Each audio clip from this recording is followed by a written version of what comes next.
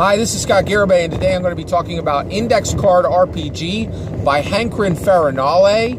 And today, specifically, I'm going to talk about a few of the really cool rules mechanics that this game possesses, and which are all really good reasons to buy this 5 out of 5-star tabletop role-playing game, which I think is the second best tabletop role-playing game published in 2017. The only game that beats it is Blades in the Dark. But this thing is fantastic. You can get it for drive-through on Drive-Thru RPG. I purchased my copy for $16.50. Highly recommend purchasing this. All right, so let's talk about some of the super cool rules mechanics that are in this game. Right? So I'll explain some. So one of the super cool rules mechanics that are in this game is all experience, so basically in all tabletop role-playing games, virtually all, you advance your character through experience, right? And when you get these experience, you put it into skills, you put it into abilities, all this kind of stuff, right? Well, Index Card RPG sweeps out all that aside, and all advancement for characters is done through loot. And I'm like, what? I was like, wait, what?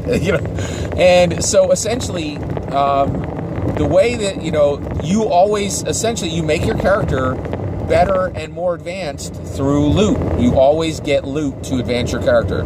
And it sounded weird until I read Hankrin Farinale's explanation of it. It's brilliant. It's absolutely brilliant. So the game does not have skills, right? So essentially, basically you get the game. It gives you. Oh, I should say, there are milestone advancements, but those milestone advancements generally, again, will come through loot. So, like a good example of this would be, like you've been striving for 6 months of adventuring, and you finally reach Mount Doom, and you throw the magical gem into Mount Doom, and it explodes after you've killed a whole bunch of orcs, right? Well, what would then happen is the king would give you, the Amulet of Strength, right? And this would be a shiny magical stone, and now you have +1 in strength, right? And so you could do that for everything, so all of your increases in your attributes then go that way. You can, and he's also really smart. Hankrin Farinale is really smart too. Like, he uses gems and ribbons and like all these things that, like, so, you can get a gem that will socket onto your sword, and that gem gives you levitation, so essentially every single thing, it comes in and also spells come in scrolls, or they come in, like a potion that you drink and then it, or it might be a rune that's carved onto your staff, right? But all advancement for your character comes through loot. Now, what this does is the idea of sweeping away skills. Frankly, I think it's brilliant. It's absolutely brilliant, because skills, they take up so much space in tabletop role-playing games, just explaining how they're used and how important they are. And really, this kind of allows you to have the benefit of skills, but skills would then just become a book that you own, right? It might become an app on your phone in a particular game. By the way, you can play in any setting with Index Card RPG. It really equips you to play in any setting. It is really, really gorgeous. I'm so impressed with this game. And so, so this loot advancement is a really, really great way that he uses crafted compression of complexity, right? That's what Hankrin Farinale is doing in this game. And when he's doing that, he is joining Monty Cook, he's joining John Harper, and he's joining Fred Hicks. The best designers in the world right now are all doing crafted compression of complexity, right? And why is that important, right? The reason why that's important is it's important that you do crafted compression of complexity, and the reason why is I think when you have a 300-page rule book, Pathfinder, perfect example. Pathfinder is 500 pages long, right? Well, when you have a game that's 500 pages long, that's going to determine who plays your game, right? Like, only people who are interested in reading a 500-page rule book are gonna play that game. So if you got people who are like, oh, hey, I'd like to, jump into your game, right? But you're like, okay, get ready to read this 500-page rule book, right? Well, with Hankering Farinale, you can hand the quick start to somebody. Don't even hand them the full book. And if they read just like 20 pages, they're ready to run. They know everything they need to know about the game.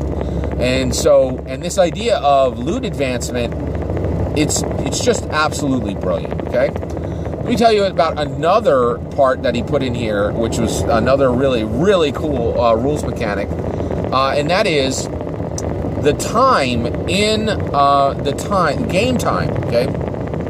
So the time within the game in Index Card RPG.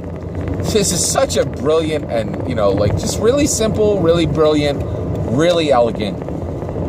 You always take turns in Index Card RPG, no matter what the time frame is. So when you're in combat, every tabletop role-playing game guy knows, and gal knows, you take turns in combat, right? Everybody gets a turn. Well, what Index Card RPG is says, like, when you go to your story time, it's the same, right? So if your character has, if your bard has a turn and he spends 20 minutes talking to the barmaid, right? Then they're going to go to the fighter and they're going to say, what do you do in that 20 minutes? And then he's going to go, I glare at that other fighter, across the tavern, and I sharpen my sword. And then they're going to go to the cleric, and the cleric goes, I evangelize to this clearly, to this non-devout barbarian over here, right? And then when you go to the rogue, the rogue is going to say, oh, well, in that 20 minutes, I actually am going to be listening and to see if I can hear anybody talking about, sweet, loot stashes that are being brought into town, And I thought, this is brilliant. It's so brilliant, right? You never drop out of turns, right? You always remain in turns. Now, I really like this idea. I love this idea. This is so brilliant, right?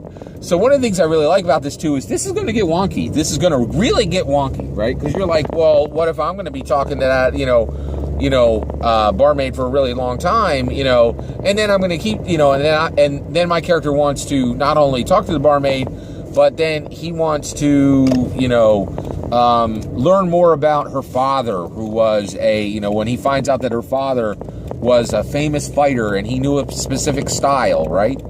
And so, this bard is like, oh man, I want to drive the story, and I'm really into this. I want to just keep going. I want to keep role playing.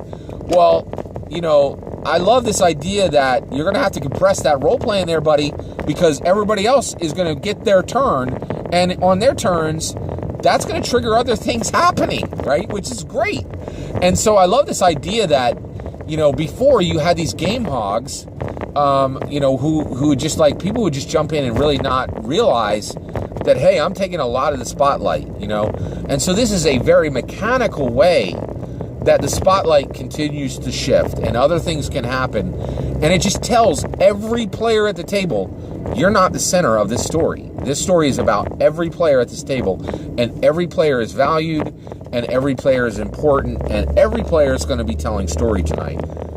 Wow. Just wow, wow, wow, wow, wow. I was like, what? Like, it is just like, I was just like blown away. It's really, really, I am over the moon on Index Card RPG. This game is fantastic. Absolutely fantastic. Super simple, super fast. A great word to attach to this game is delightful. It is just a delightfully wonderful game. And I am a massive fan of Index Card RPG. Highly recommend purchasing it. If you don't have the Quick Start, get the Quick Start. If you read the Quick Start, you're going to have to make a charisma roll to not buy this thing. It is amazing. So check it out. Take care.